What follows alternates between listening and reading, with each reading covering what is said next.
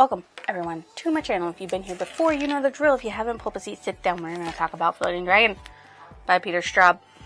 The reason why I'm reading Floating Dragon by Peter Straub is simply because he co-wrote one of my favorite books, which is The Talisman by Stephen King and Peter Straub. So that's why it's here. I'm doing something. Ignore that. So what it is basically the quiet suburban town of Hampstead, Connecticut is threatened by two evils. One is a natural, hideous experiment gone wrong. This inseparable cloud of toxic gas will warp the minds of everyone it touches, spurring them to violence and insanity. The other is not natural at all. Every 30 years it wakes, leaving death and destruction in its wake. And it makes the first look like child's play. So we haven't even gotten to that second one. But we get the noxious cloud already, which, what's his fucking name? I forgot his name. No, that's not it. Leo Fredgood. Okay. Maybe we have done a second one, and that's where the murders come from. Anyways, there's a lot of backstory about some of the characters and all that stuff, and you learn that one of them, Tabby Smithfield, can see the future. And then you learn that Patsy McLeod can also see the future. That's really weird in and of itself. And then there's Leo, of course, Fredgood, who can't see the future, but he is part of some company, and they bring him in to evaluate something. So they got this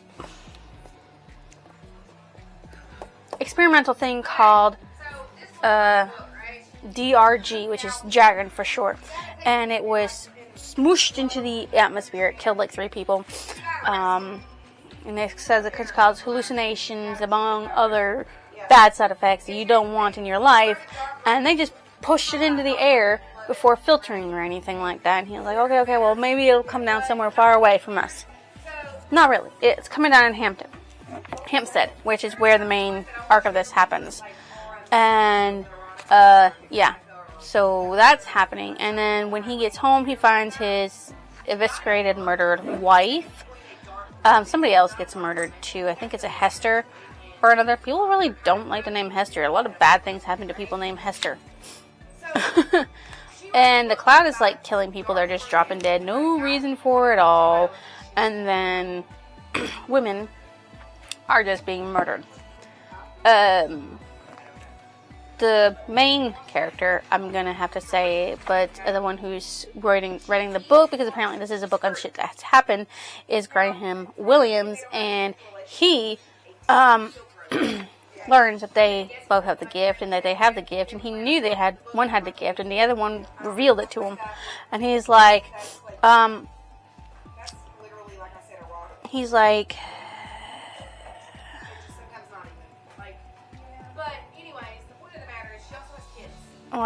two of you know the two of you know what you are, and if you don't want to talk about that in front of me, that's fine. I know a little bit about it anyhow, at least enough to recognize it when I see it.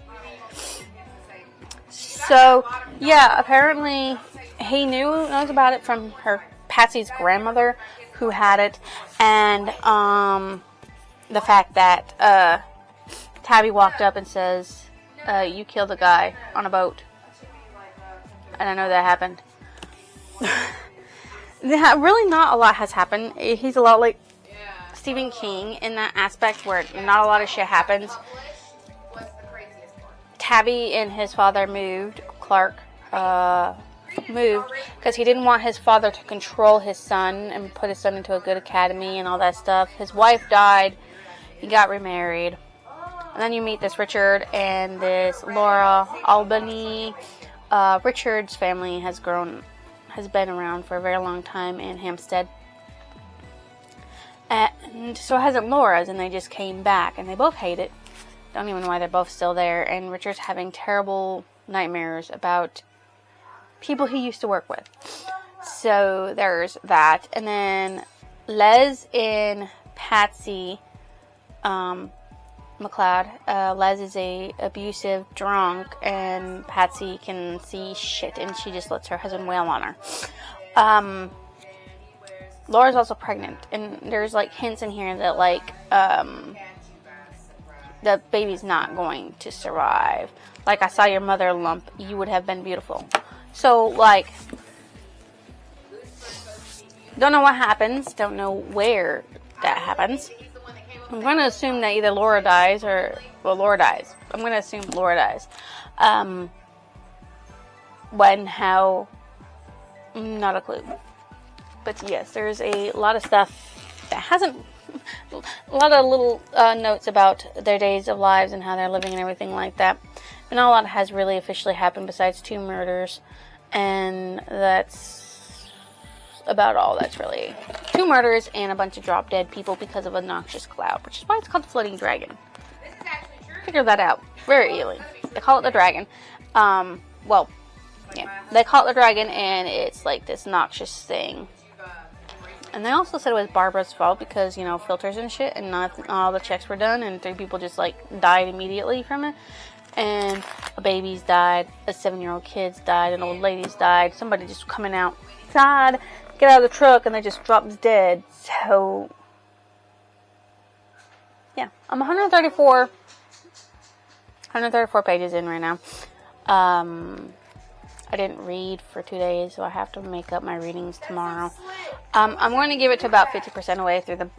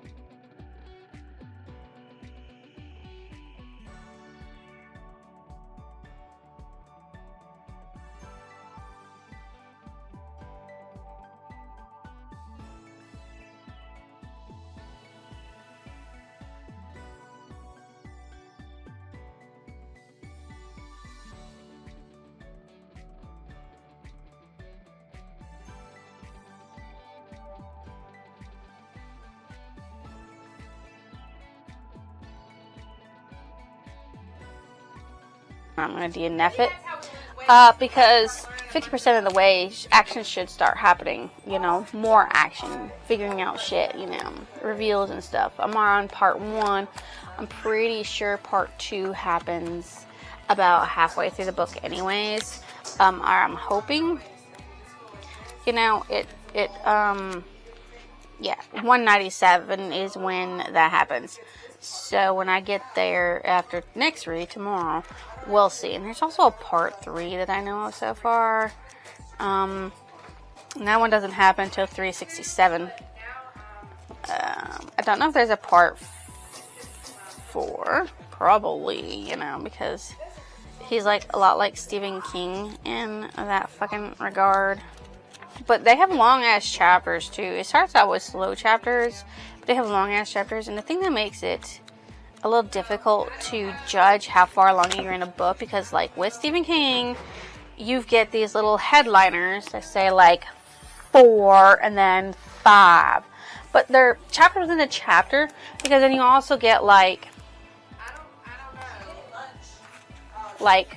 see where it says 4 recognition. Yeah.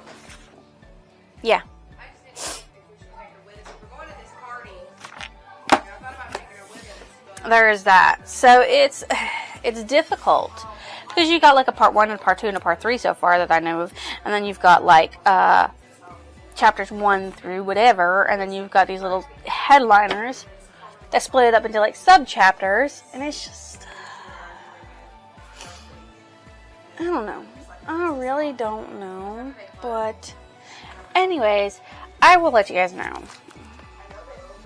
I know it's horror, and it's perfect time because, it's October and all that stuff. So I'm hoping it gets more horror-y, and I get more scared and shit, and want to read and find out what happens. I'm hoping. Because otherwise, me marking it up is going to be like, oh, somebody's going to get a half mark. Horror book. Yay. Anyways, I will see you guys next clip. So, in Floating Dragon, things are picking up some speed in part 2, because I'm up there. I'm on 268. And things are technically picking up a little speed. We're learning a little bit about the past of Hampstead, where there was actually like 4 people who made a town, and then this other dude who came along, and they called him the dragon because he snapped up land and everything like that. People were dying, and animals were dying while he was there, and then when he was put to death, everything went back to right, and Graham thinks that he's back, and that he's the one that's killing the people and doing all the bad luck around here, not just the fact that there's a floating carbon monoxide noxious cloud killing people that's also above Hampstead that comes dipping down once in a while. He thinks this dude is like the reincarnation, this evil personification that's coming in possessing people, and all that stuff. Patsy saw Tabby was in trouble. She saw the dragon face. Tabby was in trouble because he was being harassed and forced to do things by these 2 bullies in his school who wanted to help them rob a freaking home, and he didn't really want to do it, but he was forced to do it because they're threatening to cut his ears off if he didn't do it. And the guy who was doing the whole thing said, "I'm going to kill you if you tell anybody about this." And he still believes it, even though the guy's dead. He still believes the guy's going to come back and kill him for some reason, so he's not going to say nothing. But Patsy knows about it. Patsy knows that 2 boys are dead. So 2 brothers were in on it. They were the bullies, and one of them had his arm ripped or vanished. I think the black mirror that the old guy at the doctor's house that they were stealing from was what took his arm off. I don't know what the black mirror represents yet. It's something the old man got. He's a little possessive of it, so he shot the thief. Then one of the boys, the one without the arm, took his brother to the hospital. Said, well, he's dead, so he took him to another hospital because he didn't believe him at first, I guess. I mean, like, he probably bled the fuck out because you're missing an entire arm. Like, what the fuck? Patsy's husband's dead, the one that beat and abused her. So she doesn't have to worry about that, but currently at the moment she doesn't know he's dead, because she was not at home when it happened.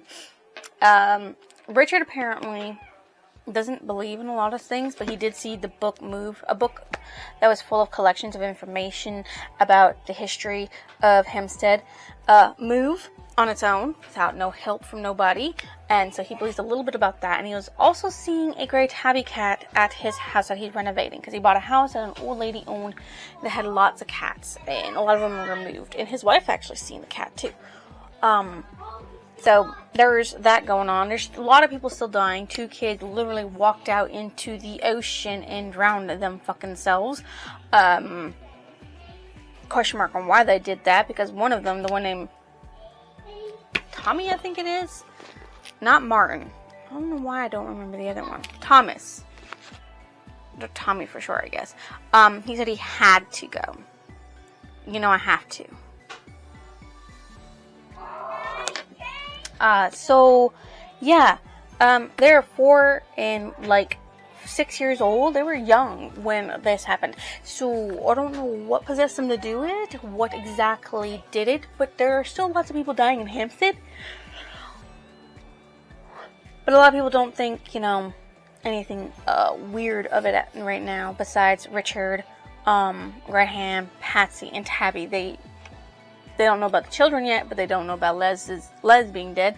But when they do find out, they're probably going to think that it's the dragon coming back and facilitating all of this somehow, some way, some shape or form. There's also one other thing I was thinking about while I was talking, and now I've forgotten the fuck out of it. What was it? Oh yeah, the guy, Starbucks, the one who is a thief going into the old doctor's house. Some people literally think that he was the one that was murdering, the women, the 2 women so far that have died. So they think, yay, we're free, because he was a burglar. He went into a town, robbed everybody blind, then left. And sold the shit to make money. And he started doing it 2 years ago because his father died and left him the family business, or at least he thought it was his family business. So things are starting to slowly pick up in that sense, but there's a lot of dragging going on in it, and I understand you got to build the atmosphere, you got to build up on everything and make everything more hefty than what it needs to be, but cut out a lot of this fluff and it would still be a horror suspense thing. Because we actually don't know who the bad guy is. Besides this obnoxious cloud called the Dragon, DRG. And we don't know who's going around killing people. Though I don't like the fact it's got some paranormal going in it. I thought this would be like normal. Like the horror of hallucinations that the dragon thing floating in the sky creates in people. But that turns out not to be the case on that fold. So there is some paranormal going in it, which is okay, but when you're just like,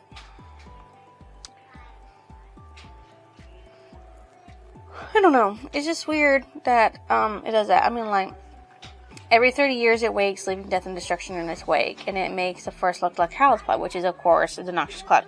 So I guess I should have realized that, but you know, I bought this without reading the back of the book. I just bought it because it's Peter Straub, Floating Dragons, because I wanted to read Peter Straub by himself without Stephen King's help in writing a book, because of The Talisman in the Black House by Stephen King and Peter Straub. So I guess he does have some supernatural in his books too, besides just regular elements, which is okay. I mean, I can't complain, really. It leaves it a little bit interesting. Though I have stopped tabbing as obsessively as I was between my reads, because if I don't like the book after a certain point and I want to DNF it, I don't want it to be all the way squinched up with highlights and shit. But at the same time, I might just, you know, unhaul the book because there might not be no thriller in reading again. That depends, because when you read it again and you already know who the bad guy is in the horror type deal thing of who's murdering who, they're not really as interesting to read a second time over. That's why some people get rid of thrillers after they read them and horror books right after they read them, because, you know, they're like, I already know what's going on in the end, so I don't really need to worry about it. So it's a negative and a minus side to that, but other than that, I've enjoyed it so far, in case I haven't. Though I gotta tell you, it is a little bit of a chomp because of all the information that really is not needed in it, so making it a little harder for me to read, but it's okay. I will survive, hopefully, because I really don't want to DNF this, because I've still got 5 days left in October, and I really want to read the ending on Halloween, so that way I have my spoopiness of it all, and I have the whole week of reading, because I don't want to go and lose my week streak on Fable. I read every day except for the first day of January, which is really weird. I understand. First day of January is the one day I didn't read so far. That's marked down. And technically I did read on that day, but I didn't read an actual book because I do read practically every single day from Archive of Our Own, which is a fanfiction website. I just added myself on that. I don't really care. I like fanfiction and I like reading, so when I'm at work or when I find a really good fic, I like to read it and not stop. So I have that little addiction there, which is why I technically do read every day, just not books, because, yeah, that's just the way it is. I like reading and I just read in any kind of format, but sometimes you can't mark down certain things. Like fanfiction is not something you're going to find on Fable that you can use, especially since most of the fanfiction I'm reading are not complete, so there's no way of anything at all in that case. So I will see you in the next clip when I have more of an update for you guys, okay? You guys should know by the drill by now, I am just terrible at updating you guys. So I have finished Floating Dragon. Yeah, I finished it. I finished it completely and utterly. 100%. I don't even know why I have that on my head right now because I'm not listening to anything. Yes. I finished it. This 500 and some odd page book. So I did end up finishing the book because it did get a little bit more interesting as time went on, and I just wanted to finish it to see what was going on in the end. So, Patsy does find out, with literally the next page on 269, that her husband is dead. And lots of more deaths happen. Like, Sarah Spry learns that the children were talking through her, or at least she thought so, because she was doing a bunch of writings while she was interviewing Richard about why he was in their Hampstead and all the stuff that happened beforehand with him and his Daddy's Here TV show, like Naked Swimmers, I'm Lost, I'm Afraid, which were the lost children, Martin and Tommy O'Hare. Now, Tommy O'Hare appears to his mother, who she did interview, Sarah Spry did, to find out whether or not she had anything to do with her children's disappearance, at night, and she would wrap them up, and then she eventually just vanished into thin air. So Dr. Van Horn, who had grabbed the hold of the mirror, the mirror used to belong to Gideon Winter, who was the evil dragon. Now he doesn't exist anymore. The guy that used to work for him, Bobby, who used to cut his lawn and everything, wanted to continue working for him, and well, now he's freaking dead. Yeah, Bobby Fritz, dead. Just lots of more people die in this, and, it's just a lot of, them waiting for things to happen and trying to figure things out, and,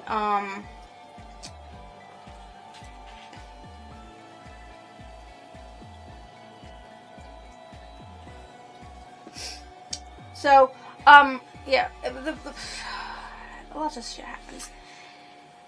Richard goes away for a few days because he's got to do some job, and he doesn't actually like it, and he decides to come home. So, in a whole thing of a little thing, which doesn't actually happen, that could have happened, he came home, she was alive, they had their kid, everything went great, she grew up, they had lots of fun, moved away, he became rich and powerful, and he had so many clients because he designs homes that he had to sit there and turn people away.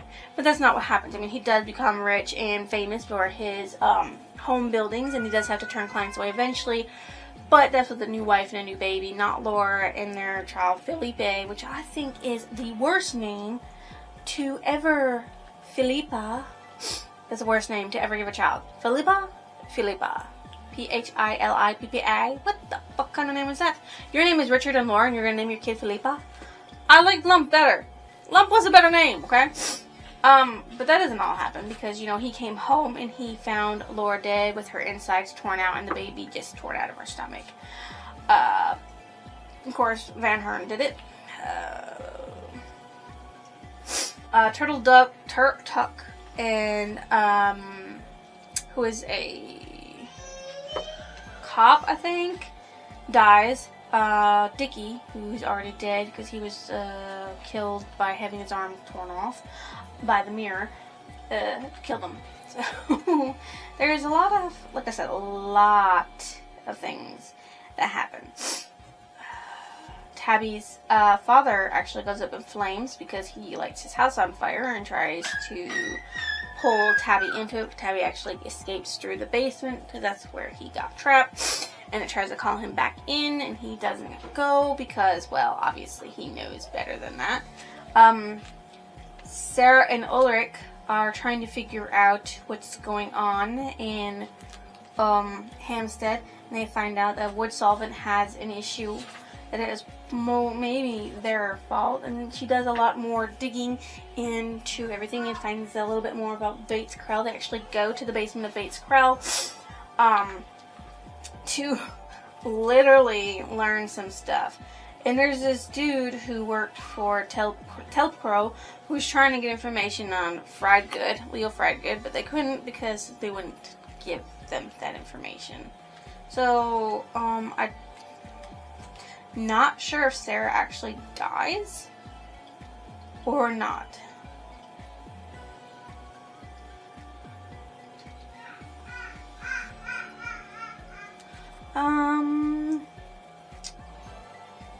Oh yes, Bobu talks about his, I don't know exactly who it is, but Ronnie, I didn't pay that much attention to Ronnie, but she was dying, you know?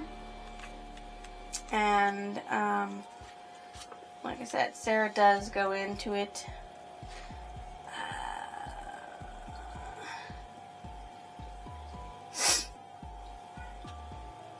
Let's see.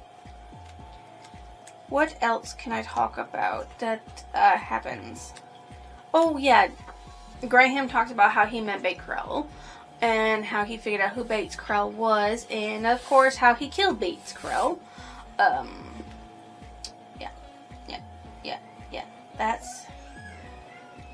That's what that is. And he didn't get in trouble for it because I don't really know. They just decided he didn't need to get in trouble for it. Patsy can't deal with the funeral and shit, and then she sees the funeral parlor man dead. So the three of them go to save her. Graham, Tabby, and Richard. Yeah,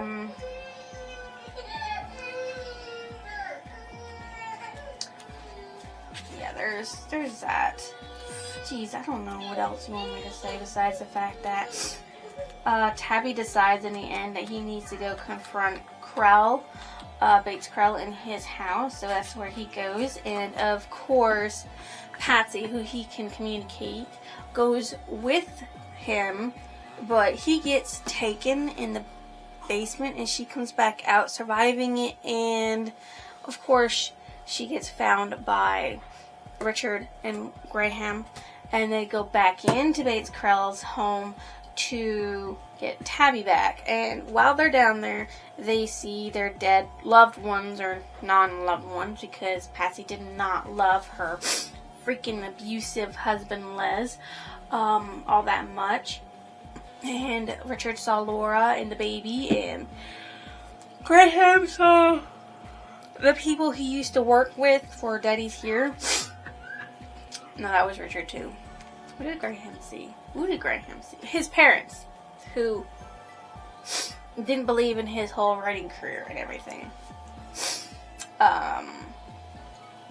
But they do figure out, of course, Tabby figures out it's Van Horn.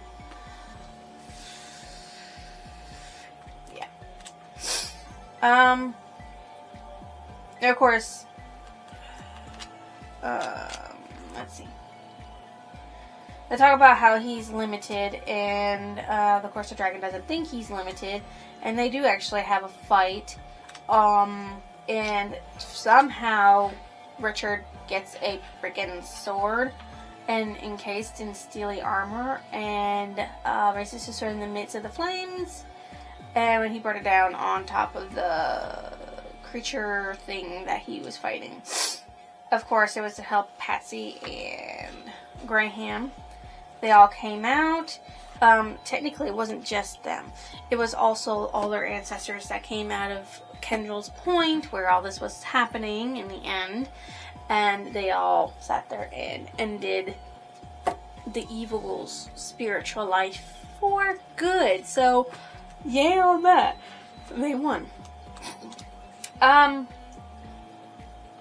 The confusing thing is that they apparently, Patsy married them to each other. I don't know what that means, but that's weird. Patsy disappears. She goes off and does her own thing. Richard has a baby with his new wife. He adopts his Tabby, and Graham, of course, writes his book. Yeah. The end. So the four of them survived. The ancestors' murderers. My favorite character, I would have to say, out of all of them, Tabby, because he was the most innocent. He didn't do a lot of weird stuff. Like, Patsy could have fixed or left her husband, the abusiveness of it. Richard could have brought his family with him when he left to go up to a different country for a few days. Or he could have sat there and had Graham come over and babysit Laura. I mean, I know Laura was an adult, and he did think the killer was gone, but extra precaution, because you're like, you know some kind of evil is out there. Why didn't you protect your wife more? And Graham, that's the second time he has defeated the evil. I guess he wouldn't be my favorite. Of course, my least favorite character would be the evil dude in it. The dragon, Gideon Winters. Yeah, that would be my least favorite, because, I mean, obviously, he's this evil spiritual thing that's going around killing people using other people's bodies to do so. Which that is memorable. That not only was it a dragon in the sense of this spiritual being who was going around killing people every 30 years as it gained power, but also because there was actually a carbon monoxide deadly poisonous cloud that was going around killing people as well.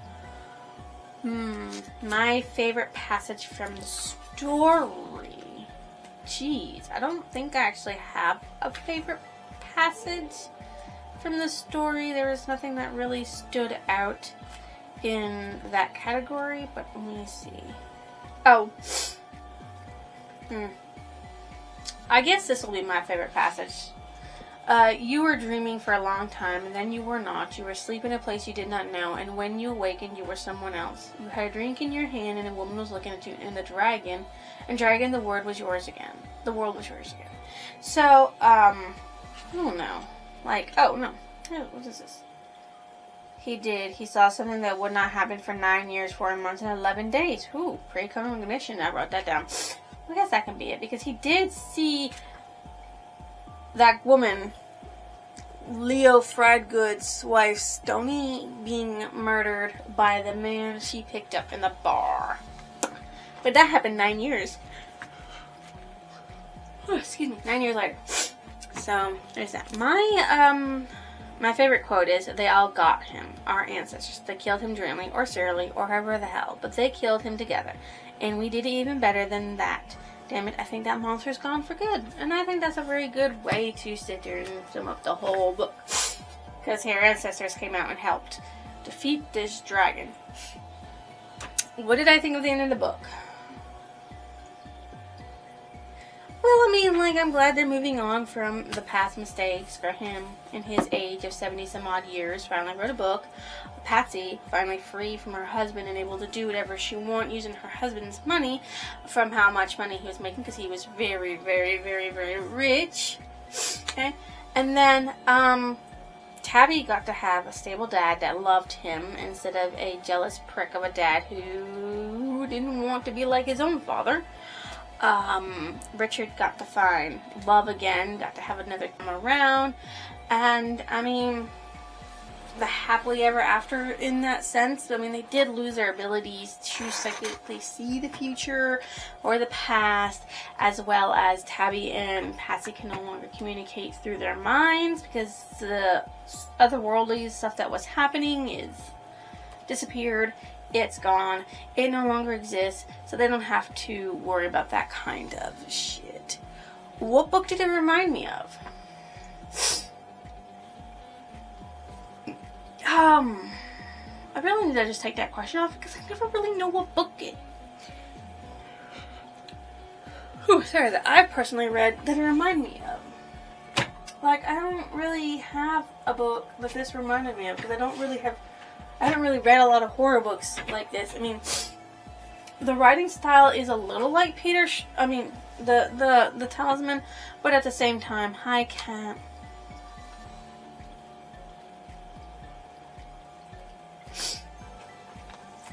Get your butt out of their face. I don't want to see your butt. I guess a little bit like the other Stephen King books I've been reading because they have, I can see why they meshed up and jointed together because their writing styles are a lot alike, such as, having part 1 and then having chapter 1 and then having a chapter within a chapter, like subsections that actually have, like chapter, like 2, 3, 4, 5, of course, that's what he does, Stephen King does, and so it's a lot alike in that familiarity. So anything that Stephen King's written in that way. This book, as you know, is a standalone. Of course, it's horror. Or I don't really do anything standalone. I believe I've rated this one a 3.5, but I am not going to keep it. I am going to unhaul it, so somebody's going to get a book full of markers on it. I'm going to take out all these little tabs. But yes, I'm going to unhaul it because I don't think I'm going to read it again. So, I'm sorry, Peter Straub. I gave you a try. I did enjoy this book, but I don't know if I'm going to enjoy all of his books because I don't seem to enjoy a lot of Stephen King's horror books either. So, yeah, we're just going to unhaul this one. But I still gave it a 3.5. If you think I deserve a like, comment, or even you're lovely.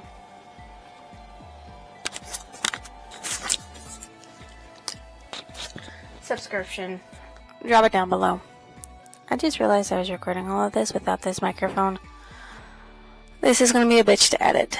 Anyways, I'll see you next illusion.